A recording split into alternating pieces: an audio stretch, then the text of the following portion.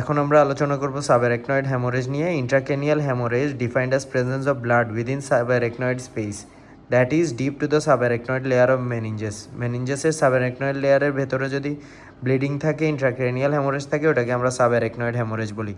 Most common cause হচ্ছে head injury, এটা called, যেটাকে ট্রমাটিক সাবঅ্যারাকনয়েড হ্যামোরেজ বলে। আর যদি কোনো ট্রমা অ্যাবসেন্ট থাকে তখন আমরা ওটাকে বলি spontaneous subarachnoid haemorrhage. Spontaneous subarachnoid হ্যামোরেজের কজ হচ্ছে ইন্ট্রাক্রেনিয়াল অ্যানেরিজম, যেটাকে না সেকুলার বেরি অ্যানেরিজমও বলে থাকি। 85% কেসেসে এটাই হয়। আর তার পাশাপাশি সাথে এপিকেডি থাকবে, adult polycystic kidney disease, hypertension, Ehlers Danlos syndrome, coarctation of aorta. তার পাশাপাশি এটার কজ থাকতে পারে আর্টেরিওভেনাস মালফরমেশন, পিটুইটারি অ্যাপোপ্লেক্সি আর মাইকোটিক অ্যানেরিজম। এটা প্রেজেন্টিং কিছু ফিচার্স নিয়ে আসে। সবার চেয়ে প্রথম যে ফিচার সেটা হচ্ছে হেডেক, যেটা কিনা সাডেন অনসেট থাকবে, থান্ডার ক্ল্যাপ আর hit with a baseball bat টাইপের একটা হেডেক থাকবে, যেটা সিভিয়ার থাকবে, ওয়ার্স্ট অফ হিজ লাইফ।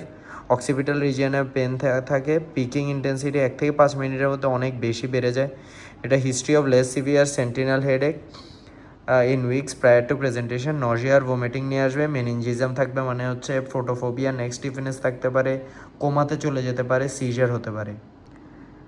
এটা কিছু ইসিজি চেঞ্জেস শো করবে, যেটা কিনা অ্যাস্টি এলিভেশন হিসেবে দেখা যায়, secondary to either autonomic neural stimulation for hypothalamus or elevated level of circulating catecholamine.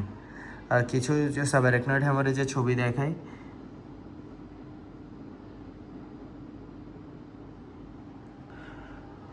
ইনভেস্টিগেশনের মধ্যে সবার ফার্স্ট লাইন অফ ইনভেস্টিগেশন হচ্ছে নন কন্ট্রাস্ট সিটি হেড, যেখানে কিনা অ্যাকিউট ব্লাড দেখতে পারবো, মানে হাইপারডেন্স ব্রাইট অন সিটি।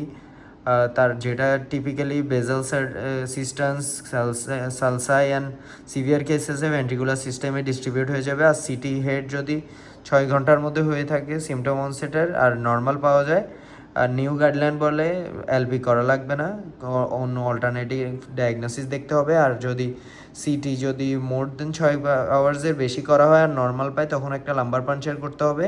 এটা এক্সামের জন্য অনেক ইম্পর্টেন্ট। টাইমিং ওয়াইজ দেখতে হবে LP at least 12 hours following onset and symptoms to allow development of xanthochromia, মানে রেড ব্লাড সেল ব্রেকডাউনের কারণে হতে পারে। আর জ্যান্থোক্রোমিয়া ডিস্টিংগুইশ করবে থ্রু সাবঅ্যারাকনয়েড হ্যামারেজ আর হচ্ছে ট্রমাটিক ট্যাপ থেকে। As well as xanthochromia CSF ফাইন্ডিংসগুলো কনসিস্টেন্টলি থাকতে হবে সাবঅ্যারাকনয়েড হ্যামারেজের, যেখানে কিনা নর্মাল আর রেজড ওপেনিং প্রেশার থাকবে।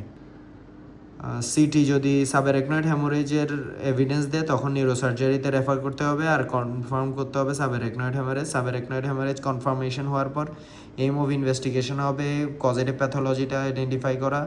তখন আর্জেন্ট ট্রিটমেন্ট লাগবে, সিটি ইন্ট্রাক্রেনিয়াল অ্যাঞ্জিওগ্রাম করতে হবে ভাস্কুলার লেশনটাকে আইডেন্টিফাই করার জন্য, অ্যানেরিজম বা আর্টেরিওভেনাস ম্যালফরমেশন।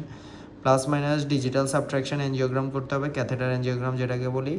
আর কনফার্ম অ্যানেরিজমস আর সাবঅ্যারাকনয়েড হ্যামারেজের ক্ষেত্রে ম্যানেজমেন্ট হবে supportive, bed rest, analgesia, venous থ্রম্বোএম্বোলিজমের প্রোফাইলেক্সিস দিয়ে দিব। আর হচ্ছে ডিসকন্টিনিউশন অফ অ্যান্টিথ্রম্বোটিক্স, যেটা কিনা অ্যান্টিকোয়াগুলেশন যদি প্রেজেন্ট থাকে ওটা রিভার্সাল করে, ভ্যাসোস্প্যাজম প্রিভেন্ট করবে। ওরাল নিমোডিপিন দিয়ে ভ্যাসোস্প্যাজম প্রিভেন্ট করবে। ইন্ট্রাক্রেনিয়াল অ্যানোরিজম আর at risk of rebleeding and therefore require prompt intervention, মানে ইন্ট্রাক্রেনিয়াল অ্যানোরিজম যদি থাকে এটা ওখান থেকে আবার রিব্লিডিং হতে পারে।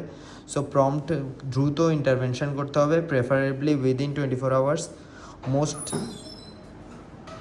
Most intracranial aneurysms are now treated with a coil by interventional neuroradiologists, but a minor require craniotomy and clipping by neurosurgery. বেশিরভাগই আমরা কয়েল দিয়ে, ইন্টারভেনশনাল রেডিওলজিস্টরা কয়েল দিয়ে ট্রিট করে থাকে, ওইটা ছাড়াও ক্রেনিওটমি আর ক্লিপিং করা হয়।